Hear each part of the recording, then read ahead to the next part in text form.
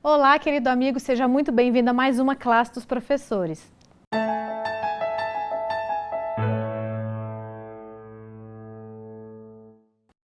Hoje nós vamos estudar a lição de número 7, que tem como título Ensinando Discípulos, parte 1. E a gente vê que o livro de Marcos, ele foca principalmente ele é dividido em 3 partes principais. Então a primeira parte do livro é focada em apresentar quem Jesus é, explicar quem Jesus é. A segunda parte do livro fica focada em explicar a missão de Jesus aqui na Terra, né, os eventos que aconteceriam. E a terceira é justamente sobre as instruções que Jesus deixou para depois que ele fosse crucificado e tal, como fazer discípulos. Então, antes da gente entrar propriamente na lição, eu queria pedir a sua ajuda para a gente divulgar a classe dos professores, e você pode fazer isso compartilhando o vídeo nessa setinha que está aqui embaixo, com todos os seus contatos, clicar no joinha deixando o seu like, se inscrevendo no nosso canal do YouTube Adventistas Lago Sul, e aí não esquece de ativar o sininho das notificações para você ficar sabendo sempre que tiver conteúdo novo no canal, e deixando o seu comentário. Coloca o seu nome, da onde você está nos acompanhando, se você tiver um pedido de oração, coloca a sua percepção, o seu comentário sobre a lição, porque ajuda a gente a enriquecer o nosso estudo também. Nos bastidores a gente lê todos os comentários, a gente agradece muito, oramos por todos os pedidos de oração, todos os agradecimentos, já vimos milagres maravilhosos acontecendo aqui nos comentários, então esse feedback é muito importante para nós.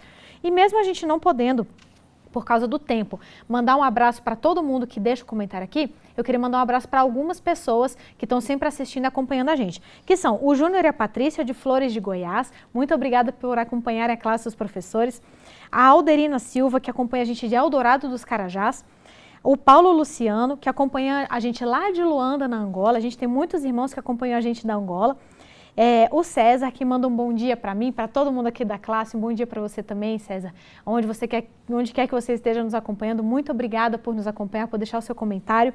E o João Santiago, que acompanha a gente de Manaus, a igreja de Monte Castelo. Muito obrigada por vocês acompanharem a gente. E para a gente começar, então, eu quero apresentar os nossos professores. Aqui do meu lado, nós temos o nosso querido Verivelto. Seja bem-vindo, Verivas. Obrigado, uma alegria estar aqui de volta, mais uma lição.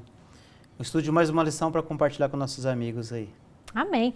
Do lado dele a gente tem a nossa querida Cris. Seja bem-vinda de volta, Cris. Obrigado. É um prazer estar aqui novamente e que Deus possa nos usar, né? Amém. E, por último, mas não menos importante, nosso querido Dalmo. Seja bem-vindo, Dalmo. Prazer estar aqui mais uma vez, compartilhando do amor de Deus. Amém. Eu sou a Jéssica, sou membro aqui da Igreja Adventista do Lago Sul, assim como o Verivelton, a Cris e o Dalmo. Então, para a gente começar, Cris, será que você poderia, por favor, fazer uma oração? Vamos orar.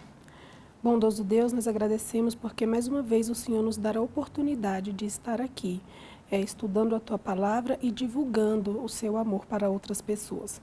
Que o Senhor nos acompanhe agora, que o Espírito Santo fale ao nosso coração e que nós possamos ser cada dia mais usado por Ti.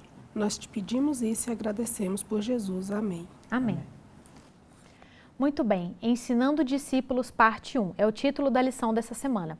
E o nosso verso para memorizar, ele está lá em Marcos, capítulo 8, verso 34. Então eu vou convidar você agora, se você ainda não está com a sua Bíblia aberta, pausa o vídeo rapidinho, corre, pega a sua Bíblia, abre em Marcos, capítulo 8, verso 34, e vamos ler juntos o nosso verso para memorizar dessa semana, que diz assim: Então, convocando a multidão e juntamente aos seus discípulos, Jesus lhes disse: Se alguém quer vir após mim, negue a si mesmo, tome a sua cruz e siga-me.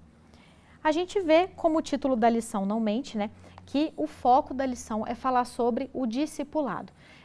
Eu comentei ali no comecinho, né, que a lição de Marcos é dividida em 3 partes principais. A primeira parte é falar sobre quem Jesus é, apresentar Jesus para as pessoas, o que é extremamente importante para nós. Quando a gente quer seguir alguém, é muito importante que antes de seguir essa pessoa, nós conheçamos essa pessoa, aprendamos dessa pessoa.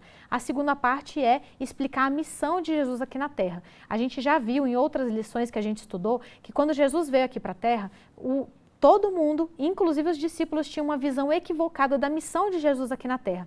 Eles acreditavam que a missão dele era libertar as pessoas do jugo romano. Então eles viam Jesus como um libertador físico, humano, olha aqui, para essa terra. Então Marcos veio querendo explicar, né? E aí Jesus vem falando sobre tudo aquilo que vai acontecer, o sofrimento, a crucifixão, a ressurreição. E a terceira parte do capítulo é justamente falando sobre o que a gente vai focar essa semana, que é o discipulado.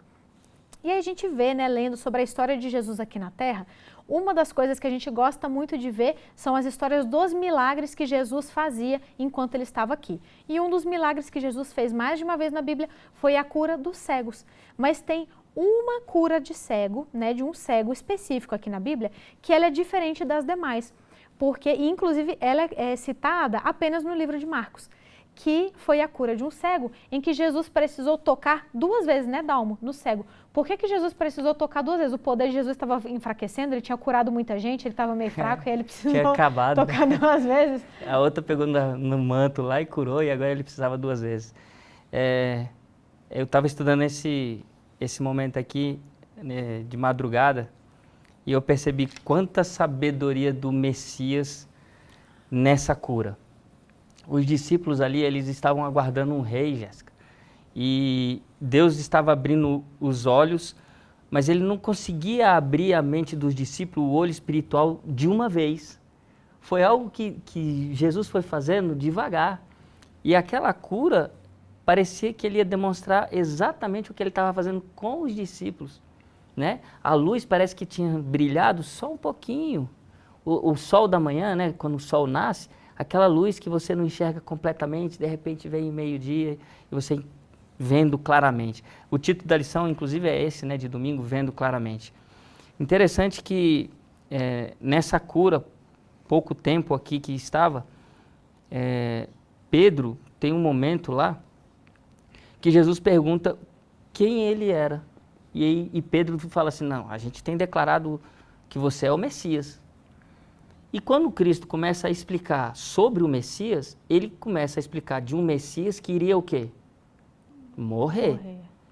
E aí o mesmo Pedro que falou que Jesus era o Messias, naquela mesma situação fala o quê? Não, Jesus, chamou Jesus no canto. Que isso, tal, que negócio é? Isso não. E aí Jesus adverte ele com uma frase duríssima, né? A gente sabe, afasta-se de mim e dá o nome do cidadão lá, de baixo.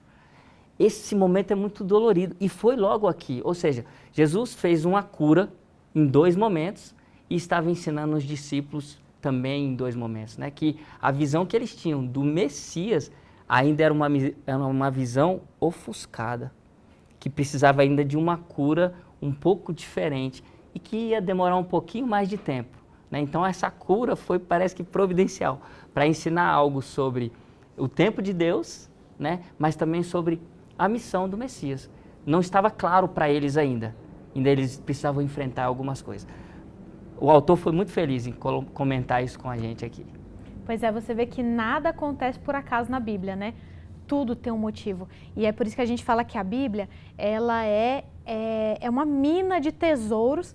Quanto mais você cava, mais você descobre. E coisas assim que você nunca parou para pensar. Porque eu mesmo, antes de ler a lição, nunca tinha parado para pensar nisso. Falou, por que Jesus, nessa cura de cego aqui, ele teve que tocar 2 vezes para o cego recuperar a visão? Porque é óbvio que o poder de Deus, né, de Jesus não ia estar fraco, enfraquecido.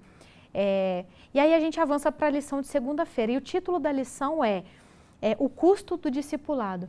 Verivas, qual é o custo de ser um discípulo? Então, Jéssica, como você falou também anteriormente, nada é por acaso. Então, a gente vive num mundo capitalista e também tudo tem um custo, né? Nada é de graça. E o discipulado não é diferente da nossa vida, ele também tem o seu custo de seguir a Jesus.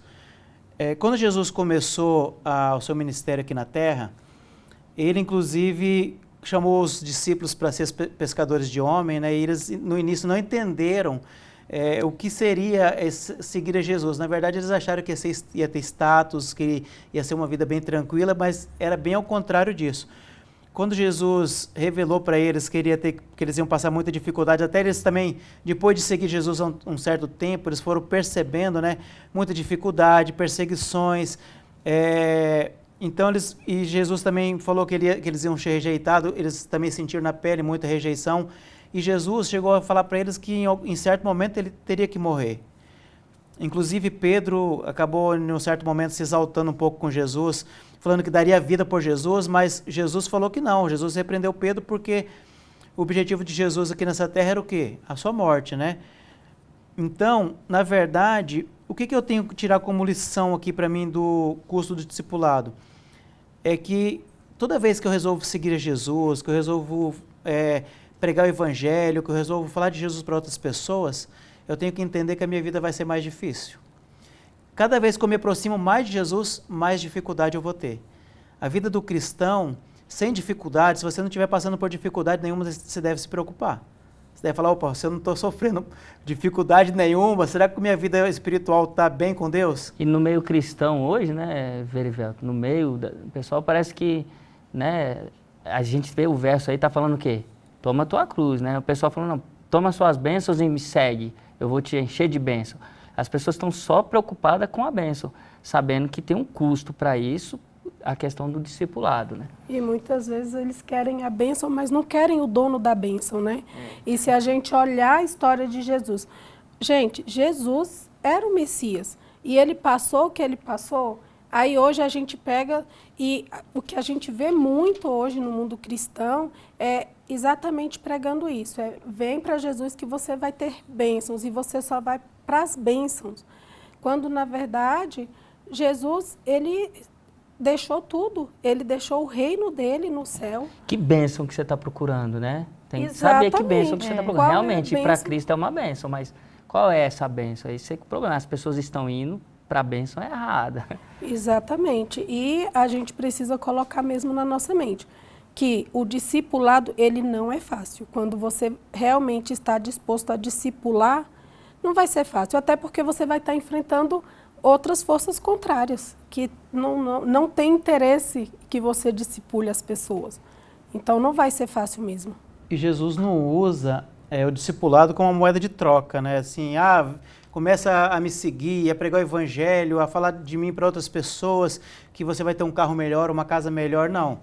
É o contrário disso, né? Às vezes você começa a ter uma vida com Deus cada vez mais difícil. E a sua situação começa a ficar cada vez mais difícil. Você, entendeu? às vezes, até se desapega para que o evangelho chegue em algum lugar, porque você já está começando. Aí sim, você está entendendo o que é a bênção. E a gente vê muitas pessoas fazendo isso, né? Desapegando de algumas coisas para poder pegar aquele dinheiro e repassar para que o evangelho cresça mais, para que a missão cresça mais, né? É verdade. Então, uma coisa que a gente tem que ter ciência é que tem um custo discipulado, não é fácil, mas uma coisa eu tenho certeza, que o final de tudo vai ser recompensado. Então, se a pessoa conseguir passar por todas as provações... Tanto que fala, né?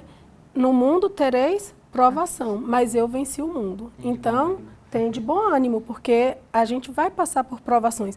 E talvez a bênção, muito provável a bênção que você está procurando, se for a bênção aqui na terra, no discipulado você não vai encontrar, não. Porque você vai encontrar a bênção no céu. A bênção que é o reino de Jesus. Essa terra não tem muito o que oferecer, não. Exatamente. E prova e é disso claro que a próprio gente... futuro, o destino que os discípulos e apóstolos tiveram, né? Exatamente. Aqui na terra. E aqui no final da parte de segunda-feira fala uma coisa assim, ó, que eu achei interessante. Ganhar o mundo inteiro, mas perder a vida eterna é um absurdo. Então, o que adianta você ganhar o mundo, conquistar o mundo e perder a vida eterna? E é claro que a gente não está romantizando aqui o sofrimento, gente. Nós não estamos colocando aqui que você tem que ficar se chicoteando, pagando penitência. Não é coisa. isso. A gente não está assim romantizando o sofrimento. Nós estamos falando a real. Apenas alertando, né? Isso, com Cristo você vai passar provação, mas com Cristo ele também te garante a vitória. Com certeza. Inclusive porque se a gente for ver, falando, né, do custo do discipulado, a gente tem que ter consciência de que o custo do discipulado é um custo altíssimo. Você tem que estar disposto a dar a sua vida. E a vida normalmente é a coisa mais preciosa que uma pessoa tem para dar. Porque é aquela coisa, né? Você pode perder bens materiais, você pode perder coisas. A maioria das coisas que você perde, se você ainda tiver vida e saúde, uma relativa saúde, você ainda consegue recuperar e correr atrás. A sua vida, depois que você perdeu, você não tem mais nada para dar. Se a gente for ver, né, os discípulos e apóstolos de Jesus, um foi decapitado, o outro foi crucificado de cabeça para baixo, o outro foi apedrejado, o outro, né, amarrou no cavalo, saiu correndo, praça pública, arrastando coisa. Então olha o destino. E a gente tem que estar disposto a sofrer esse mesmo destino. Essa mesma coisa. Se o mundo não poupou nem o filho do Criador do mundo, quem seríamos nós para querer ser poupados, né? Só que a gente precisa entender algumas coisas. A primeira é, por mais que venham as provações, nós nunca estaremos sozinhos. Cristo sempre vai estar conosco, sempre. Tanto é que a Bíblia fala da paz de Deus que excede todo entendimento. Então a gente vê aquela pessoa que às vezes a vida dela está desmoronando ao redor dela, tudo está dando errado, tudo está indo mal, tudo está ruim, mas a pessoa está em paz. E as pessoas olham e não conseguem entender. Por quê? Porque é a paz de Deus que excede todo entendimento. E a gente precisa entender também que, independentemente do sofrimento que a gente passe aqui, nenhum sofrimento vai parecer grande quando a gente estiver com o nosso Deus lá na glória. E o mais importante de tudo, porque às vezes a gente se apega muito à recompensa financeira do céu, né? Ah, porque eu vou ter uma mansão de ouro. Ah, porque eu vou pisar nas ruas de ouro e coisas de pérolas e tal. O mais importante vai ser a gente ter a oportunidade de estar com Jesus Cristo. Então tem até uma música dos Arautos do Rei que fala, né? O céu é aqui, né? Se Jesus estiver aqui, o céu é aqui. O céu não adianta nada. Para que mar de cristal sem Jesus? Para que flores que não murcham sem Jesus? Então, o mais importante é a gente ter a Jesus, aceitar a Jesus e querer a Jesus. E falando em Jesus, um dos momentos intrigantes, né, de Jesus aqui na Terra, antes da sua morte, foi o momento no Monte da Transfiguração, né, Cris? Você explica pra gente o que foi essa transfiguração? O que foi? Porque 3 discípulos estavam com Jesus, né? No momento da transfiguração. Isso mesmo, Jéssica. Ali estavam com Jesus Pedro, Tiago e João. E eles testemunharam Jesus sendo transfigurado, né? Sendo transfigurado diante deles. Então, a transfiguração foi a transformação gloriosa de Jesus. Numa manifestação divina, e foi uma demonstração muito poderosa do reino de Deus. E ali a gente observa, nesse momento, que havia algumas lições ali para os discípulos, né? E porque Jesus, ele sabia que ia morrer. Jesus, ele queria revelar o seu reino para que os discípulos tivessem esperança também. Então, assim, a cena de transfiguração... Porque na cena da transfiguração mostra que Jesus com Moisés e Elias, né? Então, Jesus ali está mostrando o quê? Que alguns passariam pela morte, né? E outros não passariam pela morte. Mas o próprio Jesus passou pela morte.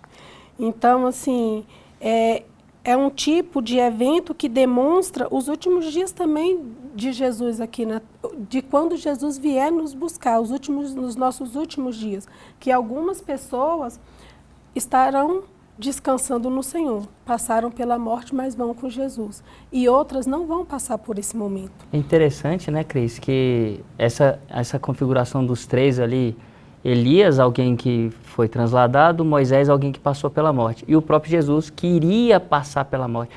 Mas os discípulos que estavam com ele já viram, né, o quê? Porque os 2 já habitavam no céu. Isso. Apesar de Jesus morrer, algo já dizia assim, ó, esse aqui, se ele morrer, ele também vai habitar no céu. Não porque a morte já leva a gente para o céu, não é o que a gente entende como bíblico, né? A gente não morre e vai para o céu, isso não é bíblico, né? Tanto é que a gente tem outros estudos para comparar isso. Mas é interessante que o reino de Jesus já estava sendo mostrado para aqueles discípulos ali. Então, já estava mostrando claramente para eles que Jesus tinha preparado um reino, e Jesus fica, né, com o rosto brilhando, né, como Moisés da outra vez. Né? As vestes também. Então, realmente é uma demonstração poderosa do reino de Jesus, até mesmo para que os discípulos, quando Jesus passasse pela morte, não perdessem a esperança, né? Porque eles previram ali o céu, que Jesus os levaria também, que a morte de Jesus não era o fim de tudo. E que lindo, né, essa esperança. E aí, eu vou convidar você agora, então, que está com a sua Bíblia aberta aí, em ir lá para Marcos, capítulo 9, versos 30 a 41. Aqui, nessa história, a gente vê um determinado momento, né, que Jesus estava caminhando, conversando com os discípulos e falando, né, sobre o que aconteceria, sobre a sua morte e que ele seria traído. E aí, em um determinado momento, os discípulos vão ficando para trás, Jesus vai andando à frente e os discípulos estão lá atrás, né, cochichando, conversando e discutindo aquela coisa toda e tal. E aí, num determinado momento, Jesus espera os discípulos, né, e vem e pergunta sobre o que vocês estavam conversando. E aí eles ficam sem graça, na hora que Jesus pergunta, por que, Dalmo? Por que eles ficaram sem graça, né, Jéssica? Porque tava fazendo arte, né? Alguma coisa. Sabe quando você, às vezes, vai pra cozinha e pega alguma coisa que não era pra... Você é criança, a mãe fala que não é pra você ir pro pote de açúcar, ou pra comer o bolo, ou sei lá. Mas quando a mãe pega você fazendo a besteira, você fica sem graça, né? A gente tem um cachorrinho também, que às vezes só de você falar o nome, dependendo de como ela se comporta, você fala, a Meg fez arte. alguma coisa. Então, quando Jesus falou, do que vocês estão conversando? Eles tinham, o semblante deles mudaram, né? E o que é realmente essa cena aqui, né? A gente está familiarizado com isso. Eles estavam disputando quem ia ser o maior. Quem é que também não queria ser, né, Jéssica? Eu fico imaginando, a gente fica, às vezes, julgando os discípulos, mas se eu tivesse ao lado de Cristo, alguém que curava, fazia leproso ter a pele de neném, ressuscitava, multiplicava pães. Eu queria ser o braço direito desse homem. Quem não queria, né? Então, aquela coisa que a gente tem como ser humano, né, de almejar alguma coisa poderosa, mas Jesus não é lembrado pelos poderes dele. Pelo poder, ele realmente fez as curas, né? Mas ele foi lembrado pelo amor que ele tem por nós. Então, como é que a gente quer ser lembrado? É por a gente ser poderoso ou é por a gente ser amado, né? E aqui nesse caso, eles discutiam quem era o maior entre eles. E isso deixou a deixa, né? Para quem? Opa, vou ensinar. Jesus estava pronto para ensinar o tempo todo. E aí ele vai dizer o quê? Quem quer ser o maior, seja o quê? Servo. Agora, por que ele disse isso? É porque ele cumpriu assim. É porque ele fez assim. Nada do que Cristo pede para mim e para você é algo que ele já não tenha feito. Ele abandonou tudo por a gente, né? Ele se ajoelhou nos pés de Pedro para lavar os pés de Pedro, em todos os outros discípulos. Então, ele demonstra o seguinte, que aquele que quer ser o maior precisa servir os outros. Fica uma lição maravilhosa para a gente aqui, daria um trimestre inteiro de discussão, né? Sobre esse assunto. O que você colocou é interessante, porque a gente julga os discípulos, mas às vezes a gente já parou para pensar que acontece dentro da igreja? Sim. Com certeza. Né? Que às vezes você está num cargo e mas o meu cargo é melhor, o cargo é mais importante. Isso acontece, né? E não deveria acontecer. E eu acredito que quando Jesus faz a pergunta para os discípulos, eles se sentem envergonhados também, porque de verdade isso nos causa uma vergonha. Porque se você quer ser maior do que o seu irmão, você já demonstra o quê? Que você não tem nada de humildade, que é exatamente tudo que Jesus tinha. Você mostra que você ainda não entendeu a lição. Não entendeu quem é Jesus. E para que ele veio? A lição até termina a frase final aí, se você quiser ler, né? Fala assim, né? A ideia bíblica de grandeza é diferente da ideia do mundo, né? E aí deixa a gente pensando assim, qual das duas o Dalmo busca? Né? Qual das duas o Dalmo busca? Então é isso que estava aqui nessa cena. É interessante, né? E aí, dando continuidade, a lição de quinta-feira, ela convida a gente a ler os versos seguintes, né? Que são Marcos capítulo 9, dos versos 42 a 50. Então eu vou ler aqui, vou pedir para você acompanhar também na sua Bíblia, e aí eu vou pedir para o Verivas explicar para a gente. E aí diz assim: e se alguém fizer tropeçar um desses pequeninos que creem em mim, seria melhor para esse que uma grande pedra de moinho fosse pendurada no seu pescoço e fosse jogado no mar. E se a sua mão leva você a tropeçar, corte-a, pois é melhor você entrar aleijado na vida do que, tendo as duas mãos, ir para o inferno, para o fogo que nunca se apaga, onde não lhes morre o verme, nem o fogo se apaga. E se o seu pé leva você a tropeçar, corte-o, pois é melhor você entrar na vida aleijado do que, tendo os dois pés, ser lançado no inferno, onde não lhes morre o verme, nem o fogo se apaga. E se um dos seus olhos levar você a tropeçar, arranque-o, pois é melhor você entrar no reino de Deus com um olho só, do que, tendo os dois, ser lançado no inferno, onde não lhes morre o verme, nem o fogo se apaga, porque cada um será salgado com fogo. O sal é bom, mas se o sal vier a se tornar insípido, como lhes restaurar o sabor? Tenham sal em vocês mesmos e paz uns com os outros. E aí, Verivas? Pesado, né? Rapaz, é bastante coisa aí. vamos ver aqui, vamos tirar algumas lições aqui desses versos. Ele fala no início, bem no início, ele fala sobre os pequeninos. Os pequeninos são as pessoas mais novas na fé, as pessoas que estão começando agora, as pessoas que também têm alguma condição especial, como as viúvas, os órfãos, os estrangeiros. E nós, muitas vezes, como pessoas que às vezes já estamos na igreja há um certo tempo, já temos uma certa bagagem, o nosso dever é ajudar aquelas pessoas mais novas, sabe? Às vezes a gente, como uma criança, né? Uma criança quando nasce, daí o pai tem que ensinar ela a comer, ela tem que ensinar ela a dar os primeiros passos, ensinar ela a andar de bicicleta, e com o tempo ela vai crescendo, ela vai se desenvolvendo, e daqui a um pouco está fazendo tudo o que a gente faz, entendeu? E as pessoas mais novas, os pequeninos que Deus se refere aqui, são as pessoas que são mais novas na fé, que estão começando, que têm alguma dificuldade. E o nosso dever como cristão, às vezes como um líder, às vezes como uma pessoa já de uma certa bagagem, é ajudar aquelas pessoas, né? E a expressão "se fizer tropeçar", também acontece. A gente falou, você leu aí, que fala que é melhor arrancar uma perna e entrar aleijado no céu do que pecar. É melhor, se o seu olho te faz pecar, arranca o seu olho.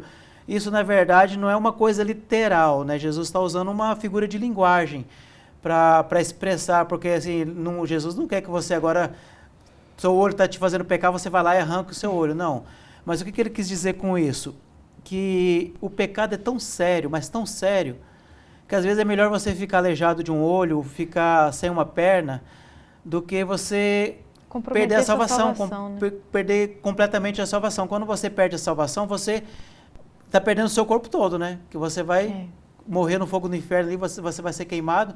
Então você na verdade está perdendo o corpo todo. Então às vezes você ficar sem uma perna, mas conseguir alcançar o céu, ficar sem um olho, mas estar lá no céu e depois ser restaurado por Deus, é melhor do que você pecar. Porque o pecado também é tão grave quanto você perder uma perna, perder um olho. Então é isso que Jesus estava falando. Quando a gente lê, isso parece ser bem radical, né? Não, e realmente é radical. Porque, só que eu tenho uma amiga, a Helena, ela fala, a gente precisa ser radical, a gente não pode ser fanático. Porque o radical, ele vem mesmo de raiz ali, né? Então, assim, e Jesus, ele é radical no sentido do pecado. Porque o pecado, a gente não pode acariciar o pecado. Ele não pode ser. Então, quando fala, se a sua mão te faz pecar, arranque. É melhor que você fique sem mão. É no sentido, não é, como o Verivelto colocou, não é literal, não vou arrancar minha mão. Mas vamos colocar se é uma coisa que você... às vezes o seu olho, você assiste coisas que não era para você estar vendo. O seu ouvido. A gente precisa lembrar que são entradas da alma, o nosso ouvido, o nosso olho. Então, às vezes, a gente está fazendo coisas que não é para a gente fazer. E aquilo ali é um pecado. Então, Jesus, ele é radical mesmo. Tire da sua vida. É a questão de você estar disposto a abrir mão de absolutamente qualquer coisa que coloque em risco a sua salvação. Exatamente. E uma outra coisa que fala também no verso, né, que do fogo que queima eternamente, né? Então eu já vi também as pessoas comentando sobre isso, falando assim, mas se eu for para o inferno eu vou ficar lá queimando o resto da vida. Eu e o Dalmo estava antes da lição aqui até conversando sobre esse episódio, né, Dalmo? E também outra expressão de linguagem aqui também que Jesus está falando, porque na verdade não é que você vai queimar eternamente, mas se você está em pecado e você vai para o inferno, imagina uma madeira, você tem uma madeira, você coloca um fogo nela, a madeira começa a queimar. Quando não tem mais matéria, a madeira para de queimar. Quando vira cinza, vira pó, carvão, ela para de queimar. E ela né? desaparece, né? Desaparece, você não consegue mais recuperar aquilo ali, entendeu? Que ali já era. Então, Deus está usando essa figura de linguagem para expressar isso, que você, quando você for para o inferno, você se queimar lá no inferno por causa dos seus pecados, quando você não tiver mais matéria para queimar, acabou, não tem mais como reconstruir, não vai ter mais como você voltar. Entendeu? Inclusive porque a própria Bíblia diz, né, Deus fala que eu não tenho prazer na morte do ímpio. Então essa imagem, a gente precisa entender que essa questão do inferno foi uma tentativa de Satanás, mais uma vez, de distorcer a imagem de Deus, como se fosse um Deus sádico que sente prazer em punir eternamente aqueles que, seu safado, você não me quis? Agora você vai ficar queimando eternamente aí, sentindo a dor, sentindo coisa. E a gente precisa entender que a Bíblia foi escrita no hebraico, que é uma língua diferente do português, do inglês. E quando ele fala em eternamente, normalmente ele quer dizer com consequências eternas. Então O a gente ato vê é eterno, a não consequência daquele ato, ela perdura para sempre. Então o ímpio, quando ele entrar no lago de fogo e for destruído, a memória dele acabou. Aquele ímpio, aquele pecado vai ser apagado eternamente. Não é que a pessoa vai ficar queimando eternamente. Tanto é que uma das predições da Bíblia era que viria o fogo que não se apaga sobre Sodoma e Gomorra, né? Sodoma e Gomorra não estão queimando até hoje. Elas queimaram, foram destruídas e até hoje, na região de Sodoma e Gomorra, nunca mais foi construído nada. É uma região desértica que foi esquecida, nunca mais aquilo ali foi reconstruído, nunca mais nasceu nada e a memória dessas cidades, ela só existe porque a gente tem na Bíblia, o relato bíblico. Exatamente. E olha como é uma mensagem satânica e contraditória. Porque, pensa, você vai para o céu e você vai estar lá no Sabendo céu, que um anjo olhando querido seu e vendo que não veio. alguém que você amava muito e que infelizmente não aceitou, está lá queimando. Que alegria que alegria que ia ser esse céu. Pois é. E a Bíblia promete um céu onde você vai ter o quê? Paz. Passou todas as coisas, não vai ter sofrimento, nem dor. Então, você vê como é uma mensagem satânica, dessa que você vai queimar eternamente no fogo do inferno? Que céu vai ser abençoado? Eu estou lá, eu estando no céu e vendo alguém que eu amo, um amigo, um parente querido, queimando para sempre. Eu vou estar no céu chorando o tempo todo. E que misericórdia seria essa, né? Que misericórdia. Do que a Cris comentou aqui, né, que ela vai estar no céu e ver uma pessoa queimando o tempo todo, não vai ser uma coisa legal. Agora imagina Jesus, Deus, que é o nosso Criador, que é o nosso Pai, que mais nos ama. Pai que mais nos ama, o Pai vê o Filho lá queimar eternamente, entendeu? E na Bíblia sempre fala que Deus é amor, que Deus chorou, que Jesus ama todas as pessoas, deu a vida por nós, agora ele vai querer que eu vou ficar lá o resto da vida queimando. E o último parágrafo aqui da lição fala assim, ó, o inferno terá consequências eternas, mas não o fogo em si. O que se perderam não arderão para sempre, mas o que perecerão para sempre. Os que pereceram. Mas eles vão perecer para sempre. Para sempre. É isso. A sua memória, porque inclusive uma das grandes bênçãos que a gente vai ter é que o pecado vai ser extinguido. E aí uma das formas, por exemplo, eu sou médica veterinária, né? E uma das doenças que o médico veterinário tem a responsabilidade de monitorar, tratar e notificar é, por exemplo, a febre aftosa. É uma doença do gado, né? Que passa com muita facilidade. E aí a gente teve um episódio há muitos anos em Londres, né? Na Inglaterra, que apareceu a doença lá. A ação que a Inglaterra tomou foi abater 100% do gado nacional. Então, eles abateram todas as vacas da Inglaterra. Todas. Não sobrou uma vaca viva na Inglaterra. Eles foram, cavaram valas enormes, colocaram os animais lá dentro, abateram os animais com tiro na testa, né, para que os animais não sofressem, morressem rápido, incineraram, tamparam, jogaram cal e abateram completamente o rebanho. E olha assim, quando você vê, você fala, nossa, é uma medida muito radical, né? Porque eles abateram ali os animais doentes e animais saudáveis acabaram sendo abatidos juntos numa tentativa de conter a doença, porque é uma doença que inclusive passa para o ser humano, e uma doença gravíssima que passa para o ser humano. Então, para cortar o mal pela raiz, para que não corresse o risco de adoecer toda uma população, eles tomaram uma atitude radical. E até hoje, a Inglaterra é um país completamente livre da doença. Nunca mais eles tiveram registro nenhum da doença na história deles. Então, a gente vai ter essa bênção de que o mal será completamente erradicado. E nunca mais vai aparecer um resquício de pecado e de sofrimento de novo na humanidade, né? Na história de todo o nosso universo. Então, a gente precisa entender que absolutamente tudo que Deus faz é permeado de amor. Até a morte do ímpio é um ato de amor, porque Deus, ele dá pra gente a oportunidade da gente escolher, e ele é um cavalheiro, ele respeita a sua escolha, ele respeita a minha escolha. Então, para uma pessoa que não aprecia a companhia de Jesus, que não aprecia o céu, seria uma tortura ser levada à força para o céu, porque ela iria passar a eternidade infeliz, e Deus respeita a liberdade das pessoas. Então, tudo que o nosso Deus faz é permeado de amor.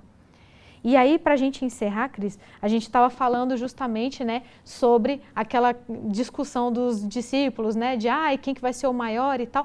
E aí eu te pergunto, para a gente encerrar, como que a gente faz para a gente, de fato, ser o maior no reino do céu? Jéssica, eu acredito que a gente tem que se colocar à disposição de Cristo. A gente tem que se colocar aos pés de Jesus, com humildade. E Ele vai dizer o que você precisa fazer. Né? Só que eu só consigo isso através da minha humildade. Não adianta, mas também não adianta eu estar lá, eu sou humilde, Senhor, quando na verdade eu não sou. Né? Então a gente precisa realmente se colocar à disposição, fazer a obra de Cristo, fazer o que Cristo nos pede, porque assim é que nós vamos ser maior no reino de Cristo, porque Ele tem uma visão que a gente não tem. Porque a nossa visão é o quê? Quem é o maior? É aquele que é bem-sucedido, é o empresário que é bem-sucedido, cargos altos. Quando Jesus ele olhou para quem? Para Davi. Quem era Davi? Um pastorzinho de ovelha, o menorzinho, fraquinho. E olha que Davi se transformou. A Bíblia coloca que Davi é o homem segundo o coração de Deus. Então, assim, por quê? Porque ele viu que Davi estava disposto a obedecê-lo. E aqui a gente não está dizendo que ele não errou. Ele errou muito feio. Mas o que acontecia? Ele errava e ele se arrependia verdadeiramente e ele estava lá para fazer a vontade de Deus. Então, Amém. Essa é a nossa missão também, fazer a vontade de Deus. Amém. Então, vamos usar as lições e nos colocarmos nas mãos do Senhor. Para a gente encerrar, vamos fazer uma oração? Querido Deus e Pai, muito obrigada, Senhor, por mais uma lição maravilhosa que o Senhor nos deu. Obrigada pelos tesouros que o Senhor colocou aqui na Bíblia para nós e obrigada porque nós temos a oportunidade de estudarmos juntos nessa grande escola que é a Escola Sabatina. Por favor, nos ajude, nos abençoe, que nós possamos colocar em prática tudo aquilo que nós estudamos aqui. Transforma os nossos corações humanos de pedra, coloque em nós o coração de carne.